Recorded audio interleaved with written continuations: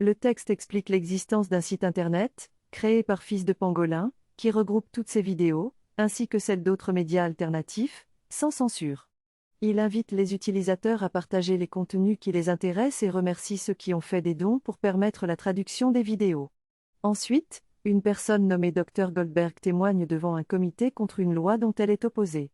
Elle affirme que les rayonnements sans fil ont des effets biologiques prouvés sur toutes les formes de vie, y compris les humains, avec des preuves de cancer et de dommages à l'ADN, au cœur et aux fonctions neuropsychiatriques.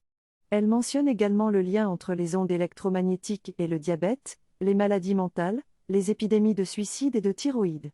Elle suggère que le CDC, Centre de contrôle et de prévention des maladies, devrait mesurer l'exposition au rayonnement des individus pour comprendre ces épidémies. Il existe plusieurs types de champs électromagnétiques qui sont considérés comme nocifs pour la santé humaine, tels que les radiofréquences, les champs magnétiques, l'électricité sale et les champs électriques. Notre exposition à ces champs est importante car nous sommes tous touchés par les ondes électromagnétiques.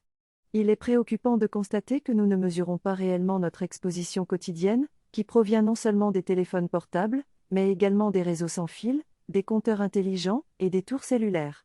Cette accumulation de différentes sources représente un sérieux problème pour la santé publique et la sécurité personnelle. Il est donc irresponsable de parler de nouvelles technologies non testées, comme les objets connectés, sans même prendre en compte notre exposition actuelle aux réseaux existants. Des études du Programme national de toxicologie ont montré des liens entre les ondes électromagnétiques et des maladies telles que la cardiomyopathie, qui peut conduire à l'insuffisance cardiaque congestive.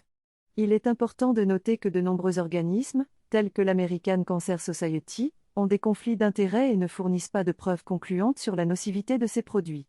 Les experts indépendants dans le domaine de la recherche sur les ondes électromagnétiques arrivent tous à la même conclusion: il existe des effets biologiques nocifs liés à ces champs. Il est essentiel que nos législateurs prennent des mesures pour protéger la santé humaine, car les directives actuelles de la FCC ne sont pas suffisantes. La 5G, par exemple, est une application non testée d'une technologie potentiellement nocive, et cela rappelle le cas du tabac, où les effets néfastes ont été largement ignorés pendant des années. Une plus grande réglementation est nécessaire pour protéger la population. Le Dr Goldberg discute de la réglementation stricte entourant la recherche sur les êtres humains, soulignant l'importance du consentement éclairé des participants et de l'évaluation approfondie des risques et des avantages. Il aborde également le concept de conflit d'intérêts dans la recherche médicale, déclarant que les financements du secteur privé peuvent influencer les résultats de la recherche. Il répond ensuite à une question sur l'exposition aux ondes électromagnétiques, soulignant le manque de mesures précises de cette exposition.